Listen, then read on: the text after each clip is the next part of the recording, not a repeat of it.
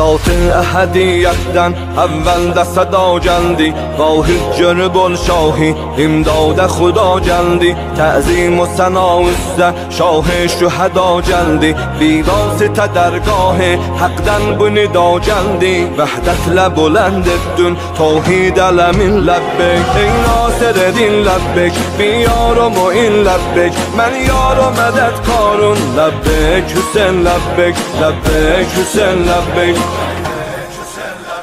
Ondan sonra ses verdi öz cəddi Rəsuləllah bir də atası Heydər haq şiri Vəliyullah qardaşı Həsən Giryan fərzəndi Lisanullah səsləndi xanım Zəhra suzan dil ilə naqa məzlum Hüseyn ləbbek ətşan Hüseyn ləbbek ey dəşt və biyabanda veyran Hüseyn ləbbek məzlum canıva Zəhra qurban Hüseyn ləbbek.